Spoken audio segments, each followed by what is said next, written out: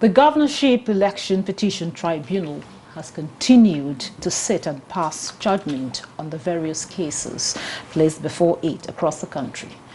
The latest is that of the Kano and Bauchi states, where the Governorship Election Petition Tribunal, sitting in Kano, nullifies the election of Abba Kabir Yusuf of the NNPP as governor and declared Nasiru Yusuf Gawuna of the APC as the right winner.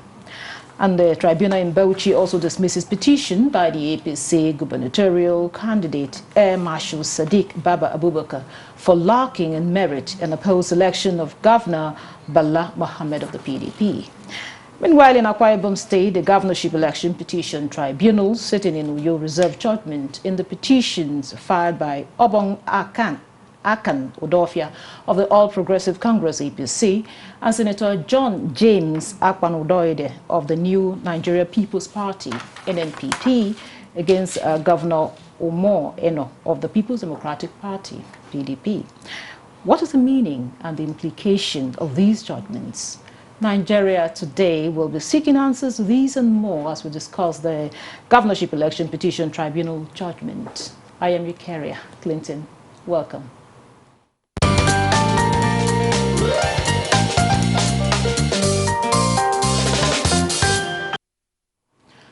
Now, joining me in the studio to discuss this is a political analyst who's also a lawyer, May Nasra Kogo. You're welcome to Nigeria. Thank you very much. Thank you. Also joining us in the studio for the conversation is the National Vice Chairman, South of New Nigeria People's Party, NNPP, Stanley EJ. You're welcome to Nigeria. Thank you very much. And thank you, Nigerians, for having me. Yeah, I'll start with you, Stanley. You've had the election, the judgment of the Election Petition Tribunal, the Governorship Election Petition Tribunal, at least that of Kano. And what's your reaction to the judgment? Well, our reaction is that it is unacceptable to the party. I was expecting that. It's an injustice, repeated a second time, to the very good people of Kano State. In 2019, the same method, the same methodology, the same system. Why is the judiciary being used against the wish of the people? But certainly it was proven here that according to the tribunal and their ruling, that 165,663 votes from Yusuf were invalid because they were not stamped or signed by the Independent National Electoral Commission. Who did the forensic analysis? It was proven in court. Is the judiciary now, is the judges now forensic experts? They are not. There is a subsisting judicial pronouncement by the Supreme Court that the justices have no rights to deduct, nor subtract, nor add figures. INEC declared Yusuf winner based on facts and evidences that were before them. So it is out of judicial, it's out of place for anybody to use the same system in 2019, in 2023. Okay, having said that, now we want to hear from the lawyer here. You give us the legal angle. You shed more light on some of these judgments and that of Kano and other states. Yes, fundamentally speaking,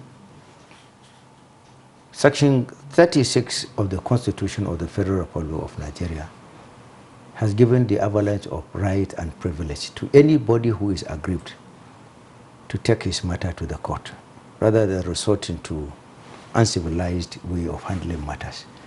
So to that extent, I commend all the parties involved in all the litigations regarding this election matter. And then secondly, under Section 14, subsection 1 of the Constitution, sovereignty belongs to the people.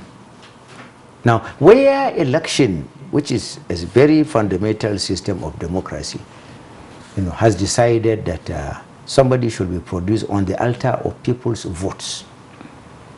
And then there is a contention regarding the validity of those votes. What happened today is enrichment into the lexicon of our political dictionary of arithmetics, whereby votes are now determined based on their validity or otherwise. The aggrieved party, asserted, witnesses were called, evidences were examined, and to the wisdom of the judiciary, it decided that this is the position of the law. In other words, any vote that has not been proved beyond reasonable doubt as per section 36 of the Constitution is now removed. If you declare that, or if you claim that so votes are yours, and then they are not supported by the necessary credentials, the credentials of the attestation by the Independent National Electoral Commission under section 153 of the Constitution, then those votes should naturally be removed. And it is on that they now reach this particular position. I must commend all the parties involved for taking the path of civility. They have really shown or demonstrated, quintessential demonstration of statesmanship, respect to the rule of law, and then respect to the dictums of democracy, because it is respect to the dictum of democracy that when you are not satisfied, you go to the court. There are other avenues open to them, because sections 230 up to 304 of the Constitution really gives you the avalanche of going on appeal if you are not satisfied. So really, democracy has come into play. The judiciary has assisted in deepening the democracy, bankrolling the stake ownership of democracy to the determination of the people. Okay, EJ, I just told you that there are other options open to you. So what is the next plan of the... Yes, the election tribunal is court of first instance. Like he rightly said, there are options open to us, and we will exploit that. Because we felt an injustice has happened to our party and to the good people of Kano State, who overwhelmingly voted our party into power. What we have seen today is likened to an abracadabra, which will not stand the test of judicial scrutiny from the appeal court. We hit the appeal court to ask that justice be given to the people of Kano State. Okay, back to you, Minasara. Talking about that of Bauchi State, when do we say vote, or when, can you shed more light on the, when you say a case is lacking in merit? Yes. In Nigeria, culturally speaking, people are interested in saying whatever they want to say. But judicially is a technical machinery. It's a technical mechanism of establishing the truth based on the instrumentality of the strength of the substance of your argument. In other words, based on the solidity and congeniality of the facts at hand that you are having. You must be able to establish something under our own legal system, under sections 36. You must be able to establish beyond reasonable doubt before you be able to the people go about through the court of social media talking anything they want to talk. But the law is talking about ability to probe it beyond reasonable doubt based on the substance of laws, based on the instrumentality of the witnesses and the evidences you can canvass. In a situation whereby you have evidence or you have witnesses that cannot prove the matter beyond the reasonability of doubt, once there is that doubt, then the court is bound to really decline giving you the presumed victory you are interested in getting. So it is not easy just to say something, but you should go beyond pronouncing it to be able to technically bring incontrovertible witnesses and evidences to support your argument before you can be adjudged winner in any petition. Okay, still on you, Menasra, when I was going through the case, in the Kano case, I realized the tribunal delivered its judgment virtually. And I was wondering, why is that? Would that not raise some kind of eyebrow? Yes, you may remember some few days ago, a commissioner in the cabinet of His Excellency Governor Abba Kabir Yusuf was sacked. And the reason upon which he was sacked was predicated upon some unguarded utterances he made. That if the judgment is not favorable to them, at the peril of the lives of those tribunal judges. And earlier than that period, there were a lot of spurious kind of allegations, either for or against the judges themselves. So many things have been said without, the decency of, respect to the sanctity of the office one is occupying. There is a particular level in life you will go. Even if you are not occupying a government office, you are adjudged to be a statesman, either by your age, either by your intellectual pedigree, either by the office you are occupying, either by your role as a community leader, or any other distance. Now, people go about making statements anyhow. So that statements have the tendency of either of the two. Either directly he himself will engineer action against the judges, or had the implication of having the followership of himself to go about engineering some negative consequences at the aftermath of the judgment. So it is really a maturity approach to the whole matter that the judiciary takes, and it will go into the lexicon of our judicial literature to really bring about new innovations. You understand, delivery of judgments via Zoom is an innovation, but it will go into the annals of the decision, which means it is now recognized in law in Nigeria to deliver judgments via Zoom, especially if there are threats to either the peaceful delivery of the judgment or to what will be the consequential negative effect on the judges immediately after the judgment. So this is a welcome development. Kano people have assisted. Kano has the potential historical, credit of being a pace-setter in bringing about revolutionary politics in northern part of the country. So kudos to Kano people for that. Well, you wanted to say something yes, on that. I was thinking that my learned gentleman here will give kudos and commendation to His Excellency Governor Yusuf Abba Yusuf for the speed at which that commissioner was reprimanded. Our party and our leader, we are law-abiding citizens. And we have demonstrated that, the governor have demonstrated that by the action he took immediately, yes, without being prejudicial.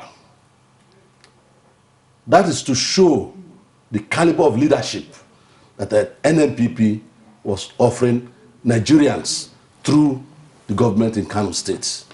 Are you campaigning now? No, I am not campaigning. He did not bring that to fore, that the governor himself took it upon himself to discipline that commissioner. And the peace you see today that pervades Kano State was as a result of that action. We are not, an unruly set of political party. No, we are not looking at party now. We're looking at the individual. Yeah, the individual. See, that is what we talk about in Nigeria, leadership. The governor was able to provide leadership by setting an example that for you to be seen to be just and fair and equitable, you have to show leadership. He did not compromise. He set the record straight that this action is not acceptable by every standard, by the party, and by the good people of Kano State. So he needed to be commended. He needed to be applauded. And he has set, the bar higher for other governors. Because what we need in Nigeria actually is peace. There are options open to anybody who has gone to the tribunal. If you win, you are celebrated. If you have problem, you go to the higher courts. Like I said, the tribunal is court of first instance. We've had cases in Nigeria Oshobo is there, Oyetola, Adeleke is there, Wike is there. These are people that the tribunal, nullified the election. And they went to other, court of appeal, and they had justice. So who said we're not going to have ours? We will. Because here, justice had been denied the good people of Kano State for a second time, using the same method. In that context, I would like to commend Governor Abba Kabir Yusuf. Thank you very much for being proactive. But however, I would like Governor Kabir Abba Yusuf to, as a matter of urgency, make a civil type of address to request the people of Kano to embrace the judgment, to tell them that there is more of it as they are going on appeal, and then to embrace peace and display peace and embrace each and everyone, irrespective of party difference. He has already done that. Of common brotherhood. He has already done that. Thank you very much, Stanley. Now, Nasara, yes. Now let's also look at other judgments. Yes. Now, what is the implication of these judgments? Talking about Kano, Bauchi, Zamfara, and other states that the judgment has been delivered. What is the implication to our democracy? Well, judgments are mirrors of reflections regarding the quality of the legal practice you are having on the land. If judgment did not satisfy the yearnings and aspirations of majority of the people, then something has polluted either the lawyers or the judges. So any judgment you see, no judgment will come better than the quality of the judges and the lawyers that administered that matter at the point of adjudication. So the judgments delivered, and there is seeming peace and tranquility and harmony in all the areas. It clearly shows that the judgments are a replica of the state of mind of an average person in the area.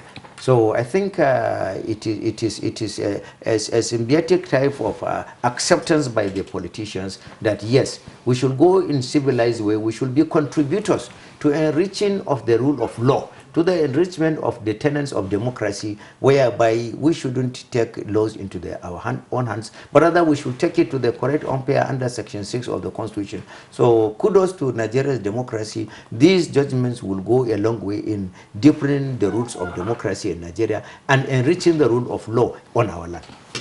Okay, now, Stanley, will there be a time when we would just go to vote? After voting, we don't have to go to court to decide who stays and who leaves. Like in the United Kingdom. Yes. For over 100 years, nobody has taken a matter to court. So can we get to that point? That brings me back to what he has just said. When you have quality leadership, the people respect that leader. Abba Yusuf has provided the people of Kano quality leadership by the actions that he has taken immediately he assumed office. Look at other states too. Can you talk about other states? You see, vis-a-vis other states. Good. That is why the Kano, with its volatility nature, is peaceful today. They are looking at the man on the seats. They are looking at his reaction. They are looking at his personality. They are looking at how and not why. You see, Nigeria have come to a state where people are now afraid to approach the judiciary.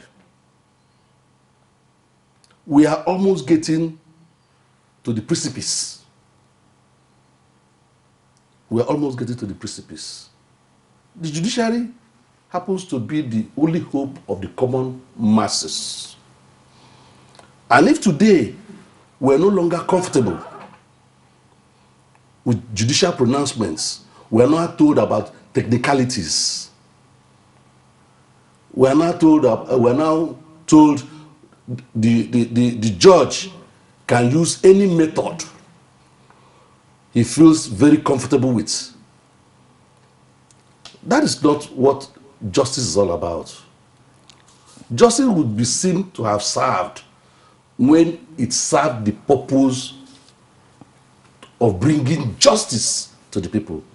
A situation where somebody scored 1,019,000 votes, and you went... Mr. Stanley, you're not addressing the question we asked. Will there get to a time when we don't have to go to court to decide who stays in office?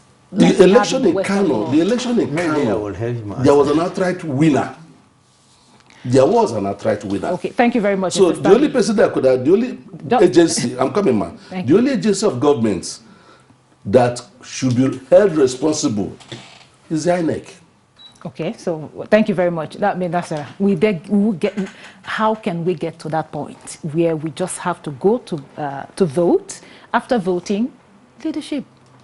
Well, when we have politicians that understands the definition of leadership, when we have politicians that really look at leadership, not instruments of self-aggrandizement, when we have leaders that believe that different compartments called political parties are for the purpose of bringing about varieties of manifestos and ideologies for its citizens to select.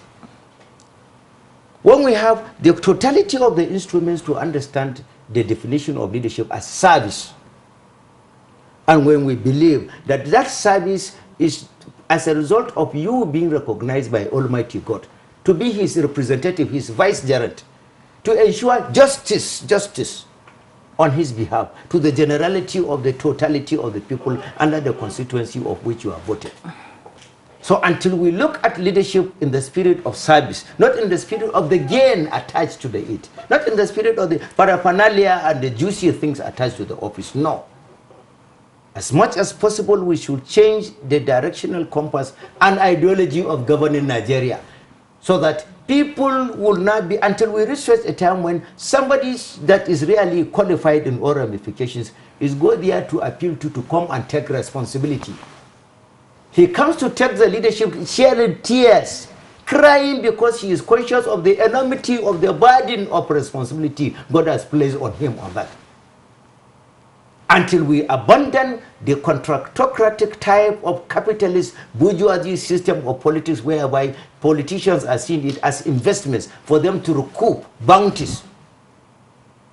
Until we get such a time, then people will stop killing one another because of position, because of election. All this killing of people, all these arson, all these disagreements, all this rushing to the courts is as a result of glaring consideration of what it entails that you will get when you get to the office, not from the angle of service to the people. But do you see Nigeria getting there the soonest? I don't see Nigeria getting there because the politicians are not prepared to re-engineer themselves on the ambience of patriotism, discipline, nationalism. Politics is supposed to be an instrument of matriculating competent people for them to be graduated as statesmen after leaving the office. But in Nigeria, it is not seen as that way. In a situation whereby you have to even pay about 100 million or 50 or 70 million, you have already categorized that it is a game for money backs. It is no more a game of competence, credibility, patriotism. It is no more a game of what you have in the brain, but what you have in the pocket that determines you to be a victor or otherwise. So Nigeria's political setting as a whole need to be rejuvenated, need to be re-engineered on the dictum of the challenges facing the country, not on the basis of what you have. Thank you very much, Nasara. That does it on Nigeria Today. I would like to appreciate a political analyst who's also a lawyer, Mr. Nasara Kogu. Thank you very much for being part of the program. Thank you. Thank you. And also a very big thank you to the National Vice Chairman, South of New Nigeria People's Party, Dr. Stanley Ije. Thank you very much for being part of the program. Thank you very much for having me. Also, thank you for being part of the program. Don't forget, Nigeria Today is weekday by 7:30 p.m. on NTA News 24. You can watch this and other episodes on www.youtube.com/NTA News 24 Hub. Once again, thank you for watching. I am Victoria Clinton. Goodbye.